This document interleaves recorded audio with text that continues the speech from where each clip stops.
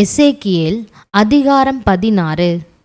கர்த்தருடைய வார்த்தை எனக்கு உண்டாகி, அவர், மனுபுத்திரனே, நீ எருசலேமின் அருவருப்புகளை அதற்கு அறிவித்து சொல்ல வேண்டியது என்னவென்றால், கர்த்தராகிய ஆண்டவர் எருசலேமுக்கு சொல்லுகிறார், கானான் தேசமே, உன் உற்பத்திக்கும் உன் பிறப்புக்கும் இடம். உன் தகப்பன் எமோரியன், உன் தாய் ஏத்தித்தி.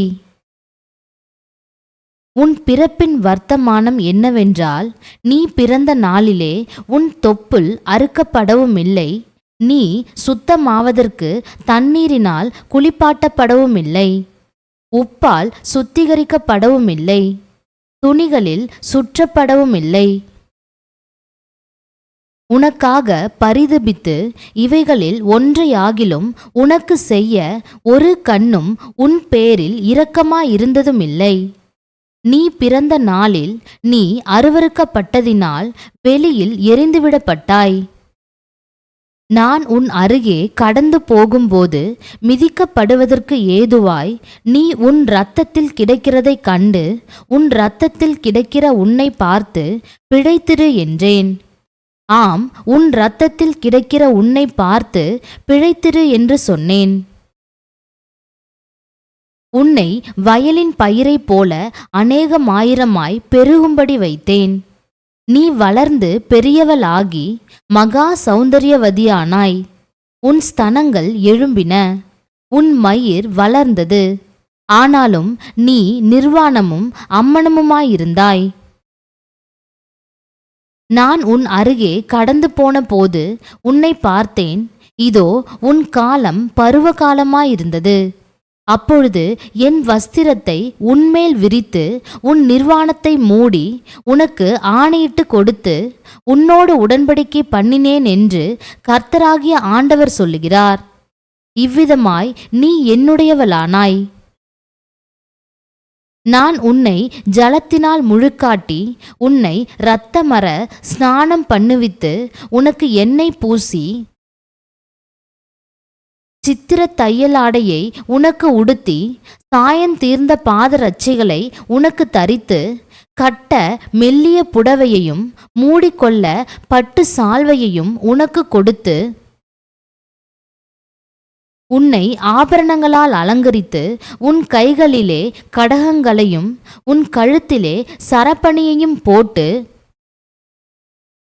உன் நெற்றியில் நெற்றி பட்டத்தையும் உன் காதுகளில் காதணியையும் உன் தலையின் மேல் சிங்காரமான கிரீடத்தையும் தரித்தேன்.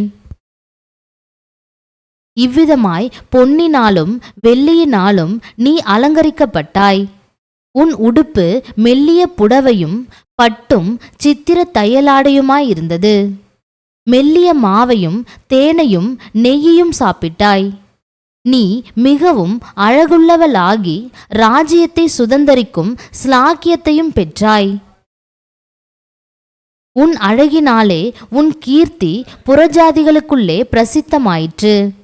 நான் உன்மேல் வைத்த என் மகிமையினாலே அது குறைவற்றதாயிருந்ததென்று கர்த்தராகிய ஆண்டவர் சொல்லுகிறார்.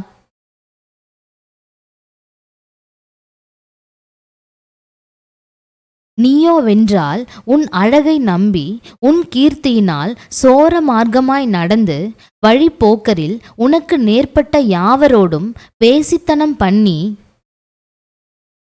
உன் வஸ்திரங்களில் சிலவற்றை எடுத்து பலவர்ணச் சோடிப்பான மேடைகளை உனக்கு உண்டாக்கி அவைகளின் மேல் வேசித்தனம் பண்ணினாய். அப்படி கொத்த காரியங்கள் ஒரு காலும் சம்பவித்ததுமில்லை, சம்பவிப்பதுமில்லை.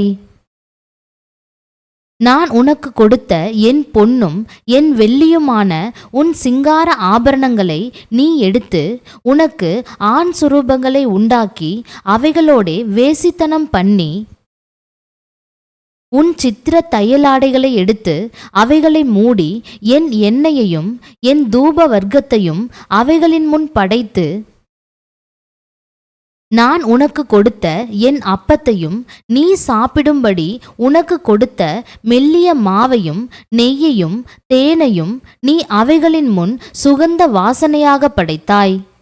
காரியம் இப்படி ஆயிற்றென்று கர்த்தராகிய ஆண்டவர் சொல்லுகிறார். நீ எனக்கு பெற்ற உன் குமாரரையும் உன் குமாரத்திகளையும் எடுத்து அவர்களை அவைகளுக்கு இரையாக பலியிட்டாய்.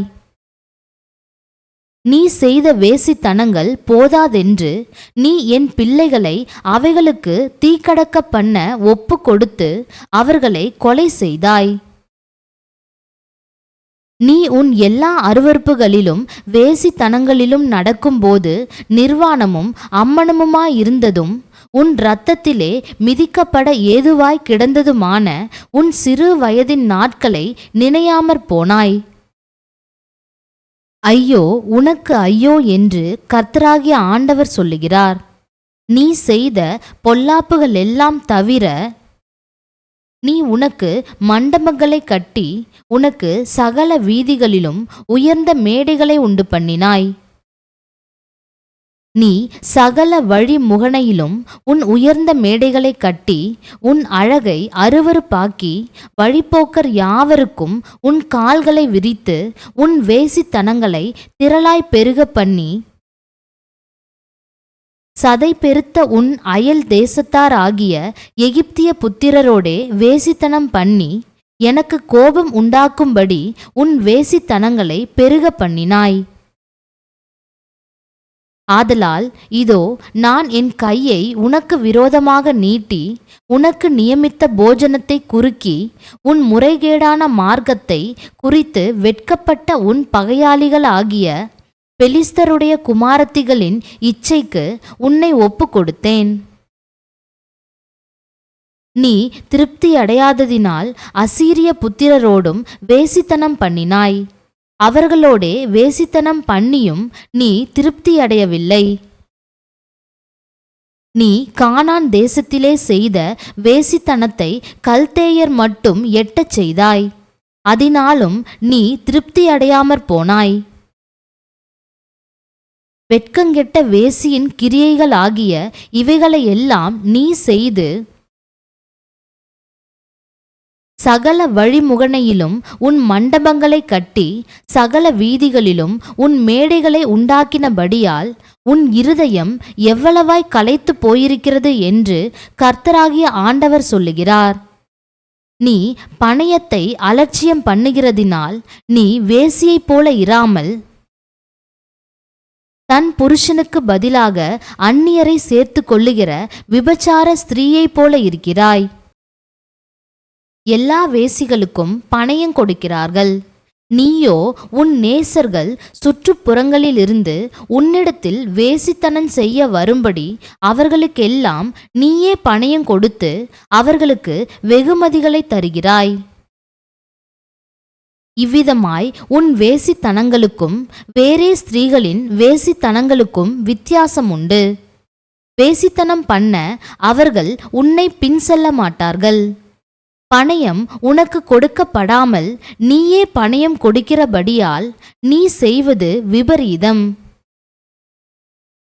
ஆகையால் வேசியே, கர்த்தருடைய வார்த்தையை கேள்.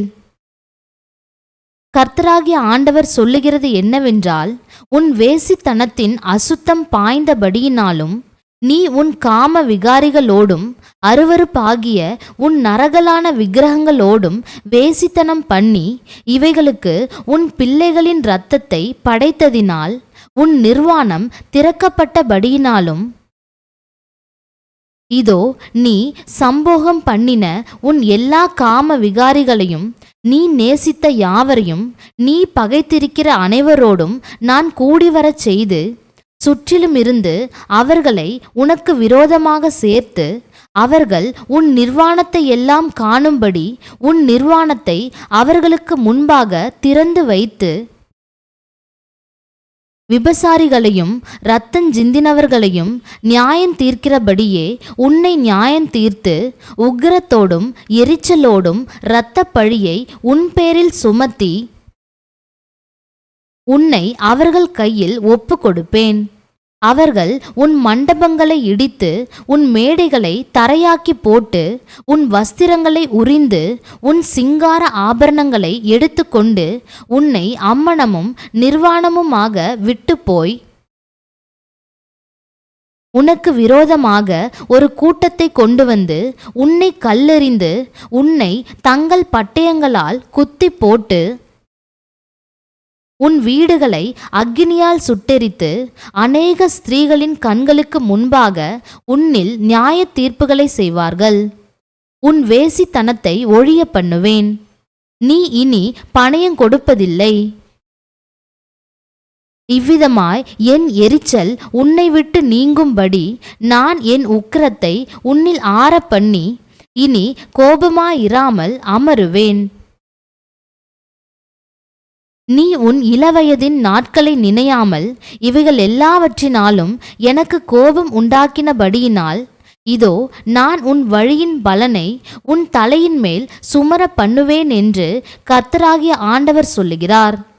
அதனாலே இனி உன் எல்லா அருவருப்புகளினாலும் இப்படிப்பட்ட முறைகேடான காரியத்தை செய்ய மாட்டாய். இதோ பழமொழி சொல்லுகிறவர்கள் எல்லாரும் தாயை போல மகள் என்று உன்னை குறித்து பழமொழி சொல்லுவார்கள். நீ தன் புருஷனையும் தன் பிள்ளைகளையும் அருவருத்த உன் தாயின் மகள். நீ தங்கள் புருஷரையும் தங்கள் பிள்ளைகளையும் அருவருத்த உன் சகோதரிகளின் சகோதரி. உங்கள் தாய் ஏத்தித்தி, உங்கள் தகப்பன் எமோரியன். உன் இடது புறத்திலே தானும் தன் குமாரத்திகளுமாய் குடியிருந்த சமாரியா உன் தமக்கை. உன் வலது புறத்திலே தானும் தன் குமாரத்திகளுமாய் குடியிருந்த சோதோம் உன் தங்கை. ஆகிலும் நீ அவர்களுடைய மார்க்கங்களிலே நடவாமலும் அவர்களுடைய அருவருப்புகளின்படி செய்யாமலும் அது மகா அற்ப காரியம் என்கிறது போல நீ உன் எல்லா வழிகளிலேயும் அவர்களை பார்க்கிலும் கேடாய் நடந்தாய்.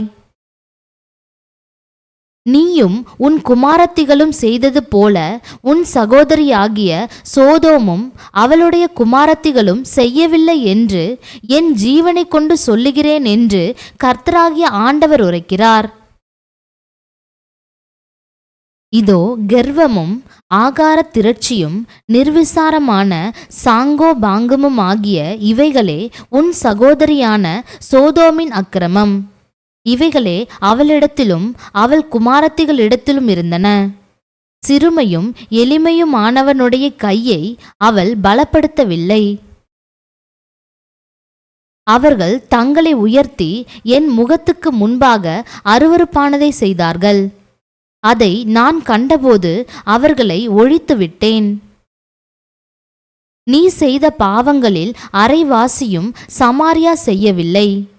நீ உன் சகோதரிகளை பார்க்கிலும் உன் பாவங்களை பெருக பண்ணி நீ செய்த உன் எல்லா அருவருப்புகளினாலும் அவர்களை நீதியுள்ளவர்கள் என்று விளங்க பண்ணினாய். இப்போதும் உன் சகோதரிகளை குற்றவாளிகள் என்று தீர்த்த நீ அவர்களை பார்க்கிலும் அருவருப்பாக செய்த உன் பாவங்களின் நிமித்தம் உன் லச்சையை சுமந்து கொள். உன்னை பார்க்கிலும் அவர்கள் நீதியுள்ளவர்கள். உன் சகோதரிகளை நீதியுள்ளவர்கள் என்று விளங்க பண்ணின நீ வெட்கமடைந்து உன் லச்சையை சுமந்து கொள். நான் சோதோமும் அவள் குமாரத்திகளும் சிறையிருக்கிற அவர்களுடைய சிறையிருப்பையும் சமாரியாவும் அவள் குமாரத்திகளும் சிறையிருக்கிற சிறையிருப்பையும் திருப்பும் போது அவர்கள் நடுவிலே நீ சிறையிருக்கிற உன்னுடைய சிறையிருப்பையும் திருப்புவேன். அதனால் நீ அவர்களுக்கு ஆறுதலாக இருந்து உன் லச்சையை சுமந்து நீ செய்த எல்லாவற்றினாலும் வெட்கமடைவாய். உன் சகோதரிகளாகிய சோதோமும் அவள் குமாரத்திகளும் தங்கள் முந்தின சீருக்கு திரும்புவார்கள்.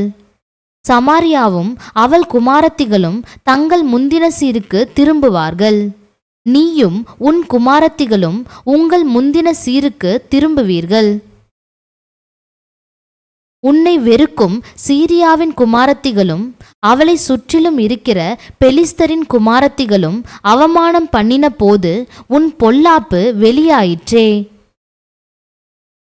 அதற்கு முன் உன் கர்வத்தின் நாளிலே உன் சகோதரியாகிய சோதோமின் பெயரை உன் வாயினாலே உச்சரிக்கவும் மாட்டாய்.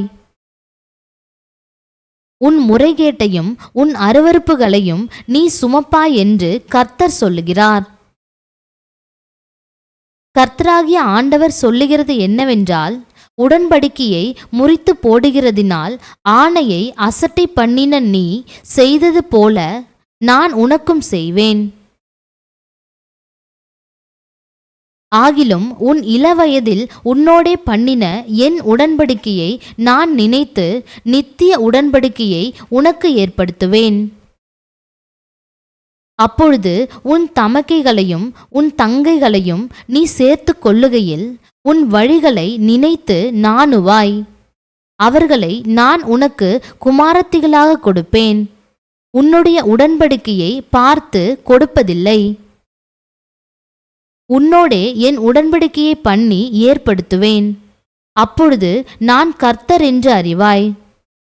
நீ செய்த எல்லாவற்றையும் நான் மன்னித்தருளும் போது நீ நினைத்து வெட்கி உன் நாணத்தினால் உன் வாயை இனி திறக்க மாட்டாதிருப்பாய் என்று கர்த்தராகிய ஆண்டவர் உரைக்கிறார் என்று சொல் என்றார். அதிகாரம் 17.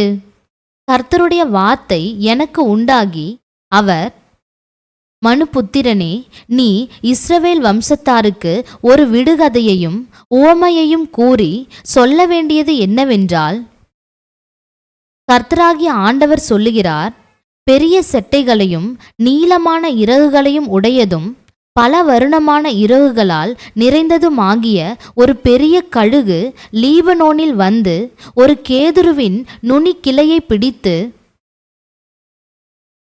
அதன் இளங்கிளையிலுள்ள கொழுந்துகளை கொய்து அதை வர்த்தக தேசத்துக்கு கொண்டு போய் அதை வர்த்தகருடைய நகரத்திலே வைத்தது. தேசத்தின் விதையில் ஒன்றை எடுத்து அதை பயிர் நிலத்திலே போட்டு அதை எடுத்து மிகுந்த தண்ணீர் ஓரத்திலே பத்திரமாய் நட்டது. அது துளிர்த்து படர்ந்து தாழ்ந்த அடிமரமுள்ள திராட்சை செடியாயிற்று. அதன் கொடிகள் அந்த கழுகுக்கு நேராகவும் அதன் வேர்கள் அதன் கீழாகவும் இருந்தன. இவ்விதமாய் அது திராட்சை செடியாகி கிளைகளை வீசி கொப்புகளை விட்டது. அன்றியும் பெரிய செட்டைகளையும் திரளான இறகுகளையும் உடைய வேறொரு பெரிய கழுகு இருந்தது.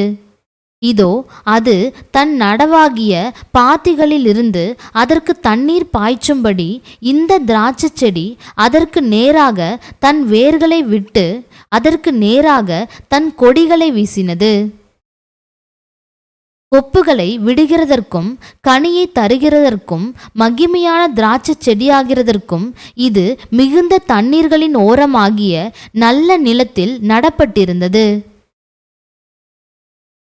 இது செழிக்குமா? இது பட்டு போகத்தக்கதாய் ஒருவன் இதன் வேர்களை பிடுங்காமலும் இதன் கனியை வெட்டாமலும் இருப்பானோ? துளிர்த்த எல்லா இலைகளோடும் இது பட்டு போகும். இதை வேரோடே பிடுங்கும்படி ஒருவன் பலத்த புயத்தோடும் திரண்ட ஜனத்தோடும் வரத்தேவையில்லை.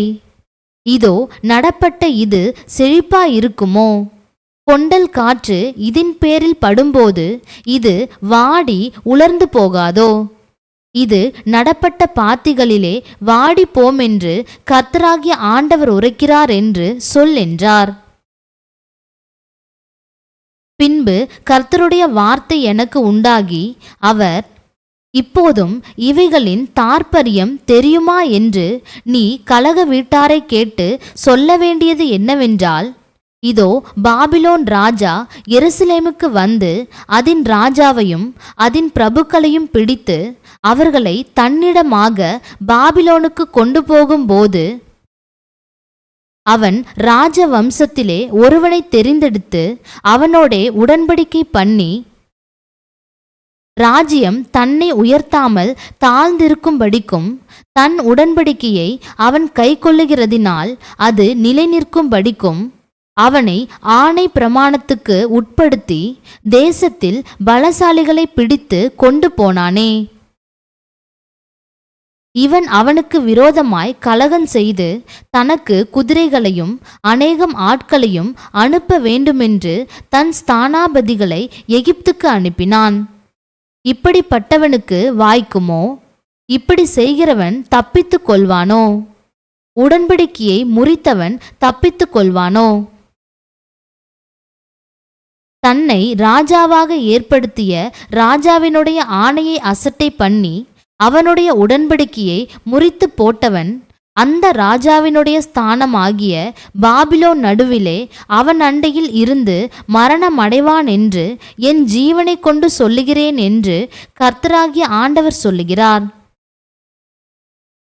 அவன் அநேகம் ஜனங்களை நாசம் பண்ணும்படி அணை போட்டு கொத்தளங்களை கட்டும்போது பார்வோன் பெரிய சேனையோடும் திரளான கூட்டத்தோடும் வந்து இவனுக்காக யுத்தத்தில் உதவ மாட்டான்.